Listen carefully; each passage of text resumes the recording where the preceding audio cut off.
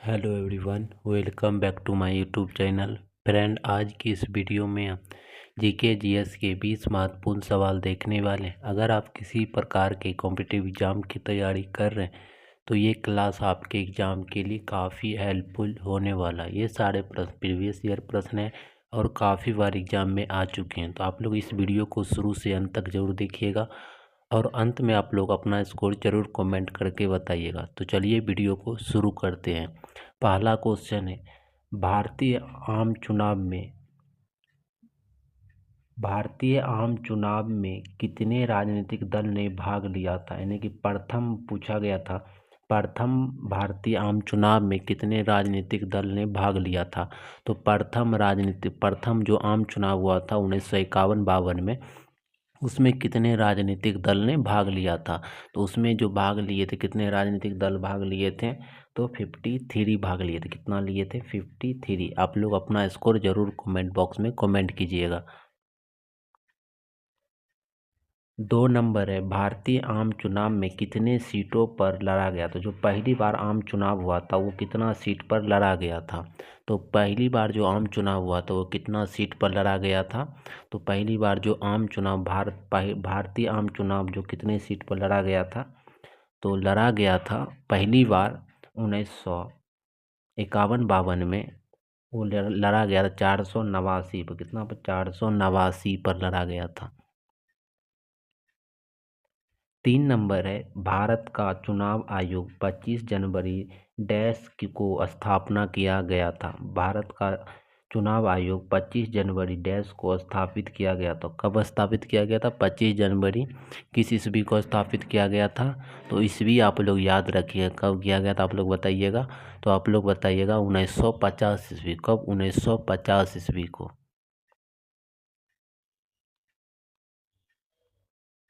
4 number है, भारत का चुनाव आयोग के पहले चुनाव आयुक्त थे। भारत चुनाव आयोग के पहले चुनाव आयुक्त कौन थे? तो कौन थे आप लोग बताइएगा, पहले चुनाव आयुक्त कौन थे? तो चुनाव आयुक्त थे जो पहले थे, सुकुमार सेन थे। कौन थे? सुकुमार सेन। तो आप लोग अपना स्कोर जरूर कमेंट बॉक्स में कमेंट कीजिएगा। 5 नंबर है, भारत पहली लोकसभा के अध्यक्ष थे। भारत के पहली लोकसभा के अध्यक्ष कौन थे? भारत की पहली लोकसभा के अध्यक्ष जो थे कौन थे? तो भारत की पहली लोकसभा के अध्यक्ष थे जेबी मालवंकर। कौन थे? जेबी मालवंकर। 6 नंबर है, भारत में लाल मिट्टी के देश किस राज्य में स्थित है? लाल मिट्टी के देश किस राज्य में स्थित को कहे? तो ये कहते हैं पश्चिम बंगाल। किसको कहते हैं? पश्चिम बंगाल को कहते हैं लाल मिट्टी का देश। ठीक है, क्योंकि यहाँ प्लासी का युद्ध, बहुत सारे युद्ध यहाँ लड़ा गया था, यही कारण यहाँ का मिट्टी जो है लाल हो चुका है। ठीक है, यही कारण इसको कहा जाता है। ये एनसीईआरटी का क्वेश्चन है, तो आप लोग याद रखिएगा। 6 नंबर जो है एनसीईआरटी में क्वेश्चन दिया हुआ है, तो आप लोग याद रखिएगा। ठीक है। 7 नंबर है, निम्न में से सोलेनेसी कुल के पौधे, कौन सा पौधा है जो सोलेनेसी कुल के पौधे हैं? सोलेनेसी कुल के पौधे आप लोग बताइएगा कौन सा है इनमें से, ऑप्शन में से।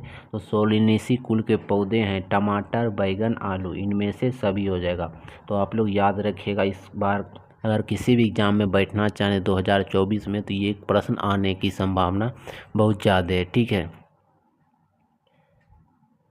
8 नंबर है, निम्न में से रोजेसी कुल के पौधे कौन सा है? रोजेसी कुल के, एक सोलेनेसी कुल होता है, एक रोजेसी कुल होता है। तो रोजेसी कुल के पौधे जो कौन सा है? रोजेसी कुल के पौधे हैं बेल, संतरा, नींबू। बेल, संतरा, नींबू, ये तीनों को याद रखिएगा। बेल, संतरा, नींबू जो है रोजेसी कुल के पौधे हैं। 9 नंबर है, निम्न में से असत्य फल के उदाहरण है। असत्य फल कौन से हैं? असत्य फल जो है कौन से होते हैं? असत्य फल जो होते हैं कटहल और नाशपाती। कौन होते हैं? कटहल और नाशपाती जो है असत्य फल होते हैं। कौन सा होते हैं? असत्य फल होते हैं।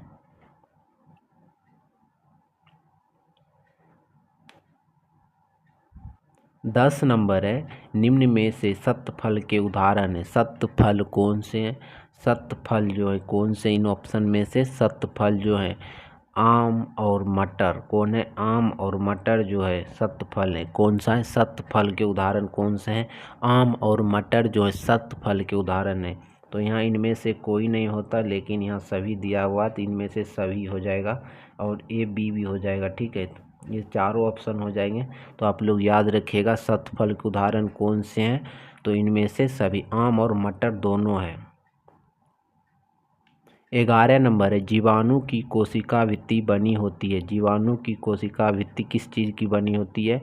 तो जीवाणु की कोशिका भित्ति बनी होती है मिक्योपेप्टाइड्स किसकी? मिक्योपेप्टाइड्स की बनी होती है। जीवाणु की कोशिका भित्ति किसकी बनी होती है? मिक्योपेप्टाइड्स की।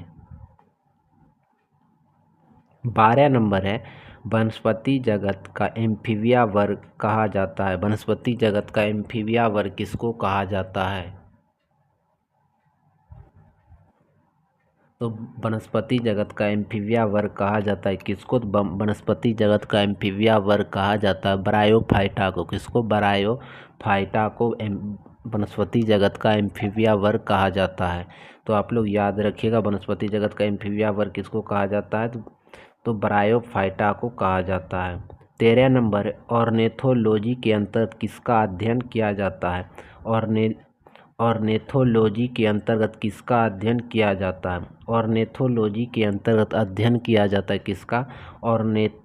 ऑर्निथोलॉजी के अंतर्गत अध्ययन किया जाता है किसका किया जाता है? तो ऑर्निथोलॉजी के अंतर्गत अध्ययन किया जाता है। तो किस चीज़ का अध्ययन किया जाता है? तो पक्षी का। किसका? पक्षी का अध्ययन किया जाता है। 14 नंबर है डेंट्रोलॉजी में किसका अध्ययन किया जाता है? डेंट्रोलॉजी में किसका अध्ययन किया जाता है? डेंट्रोलॉजी में किसका अध्ययन किया जाता है? डेंट्रोलॉजी में अध्ययन किया जाता है किसका? डेंट्रोलॉजी में वृक्ष का अध्ययन किया जाता है। किसका अध्ययन किया जाता है? वृक्ष का अध्ययन किया जाता है। 15 नंबर है वी.डी. सावरकर का जन्म कब हुआ था? वी.डी. सावरकर का जन्म कब हुआ था? तो वी.डी. सावरकर का जन्म जो हुआ था कब हुआ था? वी.डी. सावरकर का जन्म हुआ था 1883 ईस्वी में।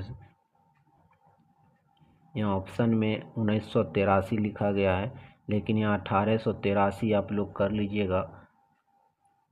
ठीक है, 1883 ईस्वी में जन्म हुआ था। कब हुआ था? तो 1883 ईस्वी में।